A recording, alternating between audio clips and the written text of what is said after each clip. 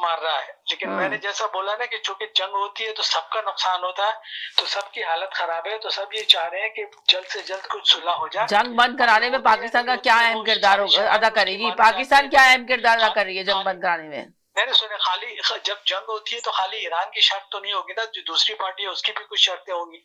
तो हमें यही देखना है कि दोनों बैठ करके, दोनों बराह रास्त एक दूसरे के सामने बैठ करके अमेरिका आपको ऐसा नहीं लगता कि ट्रम्प साहब है ना तो पूरी दुनिया को बल्कि अमेरिका के लोगों को भी टोपी पहनाने की कोशिश कर रहे हैं? क्या आपको लगता है कि वाकई ट्रम्प संजीदा है या सिर्फ टोपी पहना रहा है, टोपी ड्रामा चल रहा है उनका? ये प्रिडिक्ट करना बहुत मुश्किल है, क्योंकि ट्रम्प को समझना बहुत मुश्किल है। लेकिन अभी उसने अगर 5 दिन का वक्फा दिया है तो इसका फायदा जरूर उठाना चाहिए सबको, और कोशिश करनी चाहिए कि ये जंग जो है वो बंद हो, क्योंकि इसमें सबका नुकसान है ना।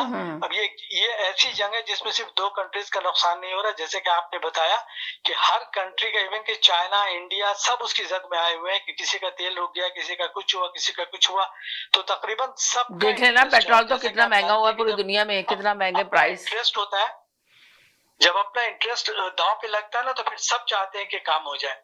अच्छा, थोड़ा पाकिस्तान की सियासत की तरफ आ जाए। आज जो है आपके मुर्शिद साहब के आंखों में तीसरा और आखिरी इंजेक्शन लगा दिया गया है, तो माशाल्लाह से मुबारक हो। उनकी आंखें लगता है कि अब वापस आ गई अपनी असल पोजीशन पे। मगर अभी जो थोड़े दिनों पहले जो उन्होंने हरकत की है, वो कोई उनको समझाने वाला नहीं है कि आप अदारों से पंगा मत लें। अगर आप अदारों से पंगा लेंगे, इतना लोग उसको समझाते हैं। पहले उन्होंने फौज से पंगा लिया, और अब अपने बेटों से बात करने के बाद, जबकि ये कहा गया कि किसी अदारे के खिलाफ बयान नहीं देंगे, उन्होंने ट्वीट करवा दिया है अपने बेटों से अदालत के खिलाफ। और अब मुझे ये लगता है ये समीना के फिर वही रोना धोना तो शुरू हो जाएगा।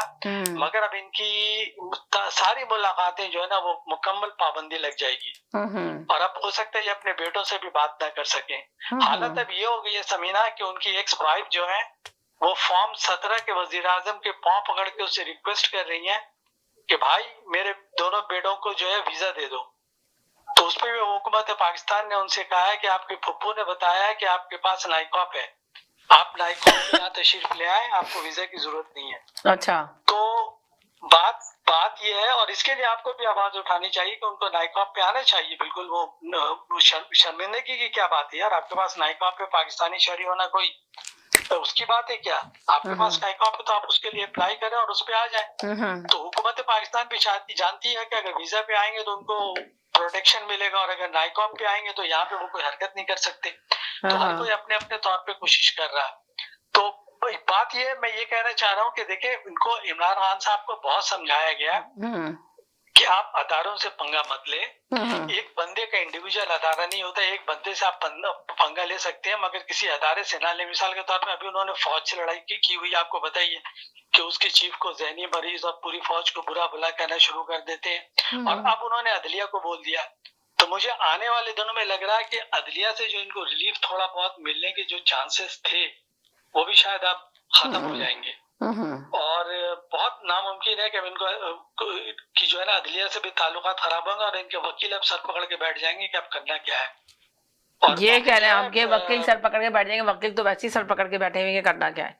उनकी तो समझ में अभी भी नहीं आ रहा कि उन्होंने क्या करना है क्या नहीं करना। आपकी तिलक क्लियर से अगर करने वाले होते तो बहुत पहले कुछ कर चुके होते, अभी तक कुछ नहीं किया। जो अदालत के बारे में जो अल्फाज इस्तेमाल किए हैं, हर चीज होती है अल्फाज इस्तेमाल करना कि आप अल्फाज कैसे इस्तेमाल कर रहे हैं। आप किसी पे तनकीद भी करें अगर आप अच्छे अल्फाज में तनकीद करें, ढाके छुपे अल्फाज में तनकीद करें, या अपने शिकवा शिकायत करें तो वो तो समझ में आता है। लेकिन अगर आप किसी की इंसल्ट करें, वो भी पूरी की पूरी अदालत की, तो फिर आपको वहां से रिलीफ मिलना बहुत मुश्किल हो जाता है। तो अब देखें क्या होता है। चले आप किसी और कॉलर को ले लें, मैं फिर और आज बात। जी साजिद भाई बोले, क्या कहेंगे सर? जी साजिद भाई। जी समीना, तमाम सुनने देखने वालों को सलाम और ईद मुबारक। अच्छा, सबसे पहले तो समीना मैं ये कहना चाहूंगा, एक जानवर होता है जिसका आपने भी सुना होगा, जिसकी दुम जो है वो कुछ भी कर ले टेढ़ी की टेढ़ी रहती है। दुनिया में कोई ऐसा मुसलमान